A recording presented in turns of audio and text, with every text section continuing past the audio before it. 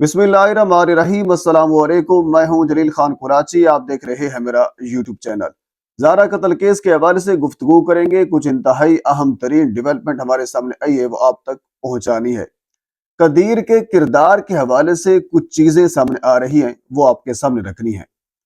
कदीर का किरदार यानी न सिर्फ मैं बात कर रहा हूँ, आम पब्लिक भी कर रही है, बल्कि ज़ारा के वालिद शब्बीर भी दो तीन क्लू इस किस्म के दे चुके हैं जिस पर हम गुफ्तगू कर सकते हैं।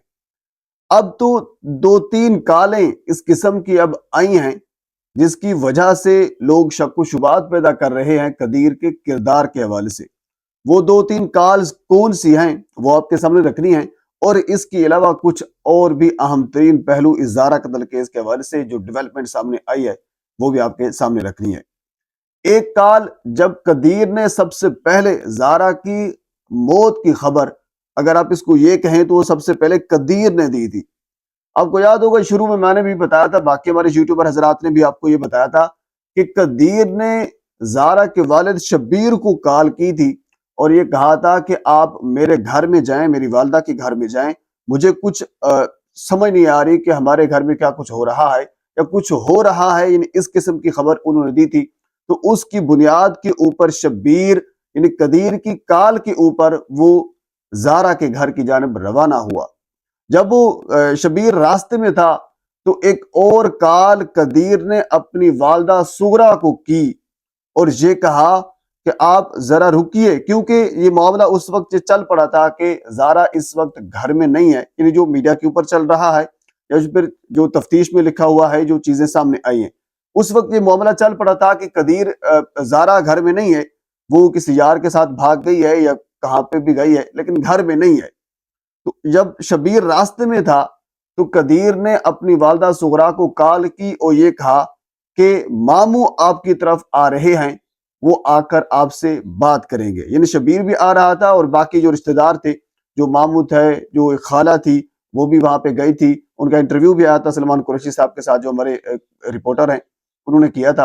तो बार यानी सारे लोग वो पहुंच रहे थे, तो रास्ते में थे। तो रास्ते में कदीर ने जब अपनी वालदा को कॉल की तो पुलिस तफ्तीश भी यही कहती है कि जब कदीर ने अपनी वालदा को कॉल की कि मामू और बाकी लोग आपकी तरफ आ रहे हैं, तो उसी दौरान उन्होंने जो शवाहिद वहां पे थे घर के अंदर, वो मिटाना शुरू कर दिया, यानी धोना शुरू कर दिया, उसको बिल्कुल नीट एंड क्लीन कर दिया।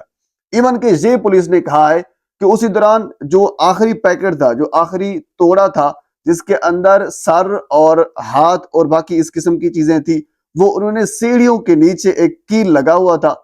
उसके ऊपर वो लटका दिया और उसके ऊपर कपड़ा डाल दिया। यानी जिस दौरान ये शब्बीर और उनके मामू खाला बाकी लोग ये सारे सुगरा के घर पर गए और जिस सुगरा से बातें कर रहे थे, वो उनसे पूछ रहे थे कि ज़ारा कहाँ पे है, वो ये कह रही थी ज़ारा किसी यार के साथ भाग गए वगैरह वगैरह। उसी दौरान उनका सर यानी ज़ारा का और उसके हाथ सीढ़ियों के नीचे एक कील लगा हुआ था, वहां पे लटके हुए थे। ये पुलिस तफ्तीश बता रही है। बाकी जो शवाहिद थे वो उन्होंने उस कॉल के ऊपर मिटा दिए थे। तो ये एक कॉल भी थी। पहली कॉल जो शब्बीर को की गई थी वो भी कदीर ने की, और वो कॉल थी उसकी मौत की कि वो हमें नजर नहीं आ रही, यानी मौत की खबर थी या उसके गायब होने की खबर सबसे पहले कदीर ने दी। अच्छा, यहां तक मैं ये भी क्लियर कर दूं कि पुलिस तफ्तीश ने अभी तक कदीर को क्लियर करार दिया है। पुलिस ये कहती है कि चाहे वो पहली कॉल थी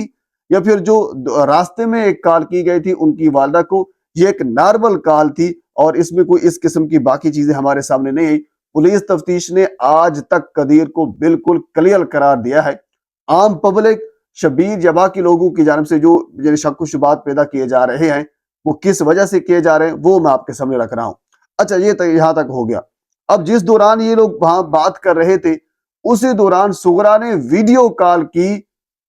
कदीर को। जब वीडियो कॉल की और ये कहा कि अब देखिए आपके वालिद और मामू ये सारे लोग यहाँ पे आए हुए हैं, ये तमाशा कर रहे हैं, ये ड्रामा कर रहे हैं, तो ये इनको कहें ये यहाँ से चले जाएं। तो उसी दौरान कदीर ने ज़ारा के वालिद शब्बीर को ये कहा कि ठीक है, मैं अब अगले दिन वापस आ रहा हूं, तो आप इस अब जो है यहाँ से चले जाएं। इवन कि जरा ये भी बताते हैं कि वहां तल्ख कलामी भी हुई, ज़ारा के वालिद और कदीर के दरमियान आपस में जो सख्त जुमलों का तबादला भी हुआ, गर्मा गर्मी भी हुई, तल्ख कलामी भी हुई, اور قدیر نے یہ کہا زارا کے والد کو کہ آپ یہاں سے چلے جائیں۔ تو اس کے اوپر بھی لوگ شک و شبہات پیدا کر رہے ہیں کہ آپ کی وائف گھر پہ نہیں ہے، آپ کے سسر آپ کی وائف کو ڈھونڈتے ہوئے آپ کے کہنے کے اوپر آپ کی والدہ کے گھر کے اوپر گئے ہوئے ہیں، آپ کی وائف وہاں پہ موجود ہی نہیں ہے، وہ ڈرامہ وہاں پہ نہ کرتے تو اور وہاں پر وہ کیا کرتے؟ چائے پی لیتے، یعنی وہاں جا کر گلے لگا لیتے کسی کو، کیا کرتے؟ انڈرسٹوڈ ہے نا، جب وہ وہاں سے چلے کوٹلی مرلا تک پہنچے اتنا سفر طے کر کے آپ کے کہنے کے اوپر، اور ان کو پتا تھا کہ میری بیٹی غائب ہے، وہ یہاں پہ نہیں ہے، تو وہ جہاں وہاں جا کر انہوں نے ایک ڈرامہ کرنا تھا نا، ایک یعنی واویلا ہی تو کرنا تھا نا، وہ بات چیت ہی تو کرنی تھی، وہاں تلخ کلامی ہونی تھی، اور کیا ہونا تھا تلخ کلامی کے بغیر؟ مطلب اس کے اوپر بھی لوگ شک و شبہات پیدا کر رہے ہیں کہ قدیر نے ایسا کیوں کیا۔ لیکن پھر دوبارہ میں آپ کو بتا رہا ہوں، پولیس نے کلیئر کیا ہے سب چیزیں کے اندر، انہوں نے کہا کہ یہ بھی ایک نارمل کال تھی، جس طرح بندہ معاملے کو رفع دفع کرنے کی کوشش کرتا ہے، تو انہوں نے اسی طرح رفع دفع کرنے کی کوشش کی اور یہ کہا کہ میں آ رہا ہوں، میں آ کر دیکھتا ہوں کہ معاملات ہیں کیا۔ پولیس نے یہاں تک بھی کلیئر قرار دیا ہے۔ جی جہاں تک ہو گیا، اب ہم تھوڑا سا آگے چلتے ہیں۔ اچھا، اگلی خبر یہ ہے کہ اب شافی کے حوالے سے میں تھوڑی سی اپڈیٹ جو مجھے ملی ہے وہ میں آپ کے سامنے رکھ دیتا ہوں، اور اس کے علاوہ سزا کے حوالے سے بھی میرے کچھ دوست ہیں وکلا، جب میں نے ان سے بات کی کہ اب جو 8 ملزمان گرفتار ہیں ان میں سے کن کن کو سزا دی جائے گی، ان میں سے جو 4 مرکزی مجرم ہیں ان چاروں میں سے ایک کو سزا جو ہے وہ اس کو چھوٹ مل سکتی ہے، باقی تینوں جو ہیں وہ برابر کے قصوروار ہیں اور تینوں کو برابر کی سزا ہی ملے گی، چاہے وہ لاہور سے بلایا گیا نوید عرف سونی جو کسائی تھا وہ، یا یاسمین ہو یا پھر سغرا ہو، ان تینوں نے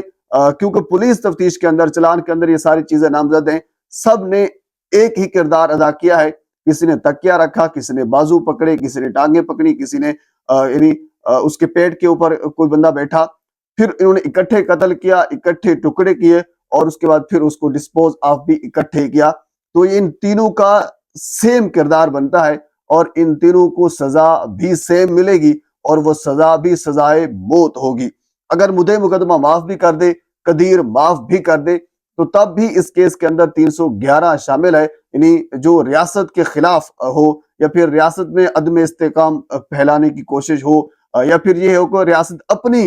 ایما کے اوپر یعنی عام فلاح کی عام عوام کی فلاح کے لیے یہ اپنا 311 کو استعمال کرتے ہوئے سزا یہ جج کے پاس ہوتی ہے کہ وہ دے بھی سکتا ہے۔ اگر مدعی معاف بھی کر دے تو تب بھی عدالت ان کو اپنی مدعیت میں، ریاست کی مدعیت میں سزا دے سکتی ہے اور ان کو سزائے موت ملے گی۔ اور اس کے علاوہ اب شافعی کے حوالے سے کچھ لوگ بات کر رہے تھے، جب میں نے یہ بات کرنے یعنی پوچھنے کی کوشش کی ہے تو مجھے یہ پتہ چلا ہے کہ شافعی کے حوالے سے اب یہ طے ہوا ہے کہ جب تک قدیر یہاں پاکستان میں ہے شافعی ان کے پاس ہوگا، اور ظاہر ہے دنیا کی کوئی کورٹ ہو جو پیرنٹس ہوتے ہیں وہ نیشنل گارڈین ہوتے ہیں، ان سے نہیں لیا جا سکتا بچہ، تو ان کے پاس ہی ہوتا ہے۔ شافعی قدیر اگر چلا جاتا ہے سعودی عرب واپس، تو اس کے بعد پھر